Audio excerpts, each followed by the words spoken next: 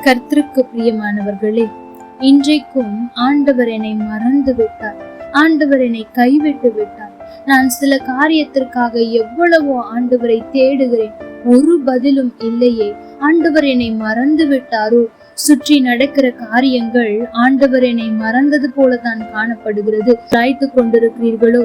ஒருவேளை வேதம் சொல்கிறது போல ஏசாயா 49:14 சொல்லுகிறதே, கர்த்தர் என்னை கைவிட்டார், ஆண்டவர் என்னை மறந்தால் என்று சொல்லுகிறீர்களோ? அப்படி சொல்லிக் கொண்டிருப்பீர்கள் என்றால் ஆண்டவர் உங்களுக்கு கொடுக்க போகிற பதில் என்ன தெரியுமா? இல்லை, நான் உன்னை மறப்பது இல்லை. ஒரு தாய் எப்படி தன் பிள்ளையை மறக்காமல் இருப்பாளோ? ஒருவேளை அவளுக்கு 1000 வேலைகள் இருக்கலாம், அல்லது அவளுக்கு அநேக காரியங்களை குறித்த கவலை இருக்கலாம்.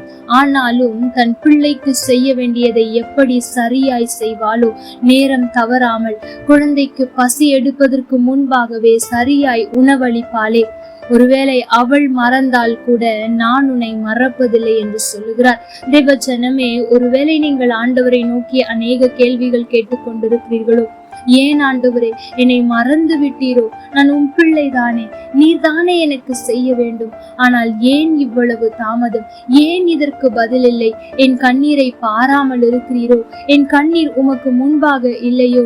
ஏன் என்னை இப்படி பரியாசமாக்கி விட்டீர்? ஏன் இப்படி என்னை அங்கலாய்க்க வைத்து விட்டீர் என்று ஒரு கேள்வியோடு இருக்கிறீர்களோ? ஆண்டவர் சொல்லுகிறார், இல்லை என் மகளே, நான் ஒரு போதும் உன்னை மறப்பதில்லை, ஒரு நாளும் உன்னை கைவிடுவது இல்லை.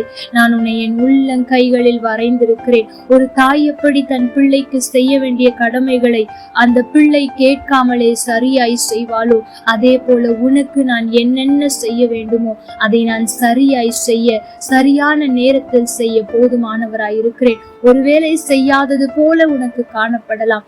நீ விரும்புகிற ஆசிர்வாதம் அல்லது நான் உனக்கு கொடுக்க வேண்டும் என்று வைத்திருக்கிற ஒவ்வொரு ஆசிர்வாதத்தையும் சரியான நேரத்தில் தருவேன். நான் உன்னை விட்டு ஒருபோதும் விலகுவதில்லை, உன்னை கைவிடுவதில்லை. அது மாத்திரம் அல்ல, உன்னை என் உள்ளங்கைகளில் பொறிந்து வைத்திருக்கிறேன்.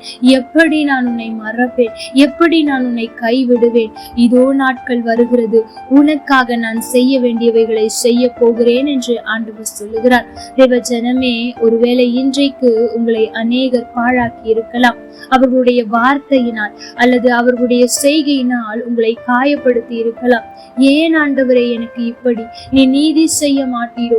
இன்னும் எத்தனை நாட்கள் நான் இப்படி அவமானத்தை சந்தித்து கொண்டிருக்க வேண்டும்? எவ்வளவு நாள் நான் இந்த அவமானத்தை பொறுத்து கொண்டிருக்க வேண்டும்? என்னை கைவிட்டு விட்டீரோ என்று அங்கலாய்த்து கொண்டிருப்பீர்கள் என்றால் ஆண்டவர் சொல்லுகிறார், இல்லை என் மகளே, நான் ஒரு போதும் உன்னை கைவிடுவதில்லை. உனக்கு விரோதமாய் எழும்பினவர்கள், உன்னை பாழாக்க நினைத்தவர்கள் உன்னை விட்டு புறப்பட்டு போகும் நாட்கள் வருகிறது என்று ஆண்டவர் சொல்லுகிறார். தேவ ஜனமே, ஆண்டவரே என்னை மறந்து விட்டீரோ என்று சொல்வதை விட, ஆண்டவரே என்னை ஒரு நாளும் நீர் மறவாமல் நினைத்து கொண்டிருக்கிறதற்காக நன்றி என்று சொல்லுங்கள். தகப்பனின் உள்ளம் மகிழும். அது மாத்திரம் அல்ல, தகப்பன் ஸ்தானத்திலிருந்து உங்களுக்கு அவர் என்னவெல்லாம் செய்ய வேண்டுமோ அதை எல்லாம் செய்து முடிப்பார். கர்த்தர் தாமே உங்களோடு கூட இருந்து உங்களை ஆசீர்வதிப்பாராக. ஆமென். லைக் பண்ணுங்க, ஷேர் பண்ணுங்க, கமெண்ட் பண்ணுங்க.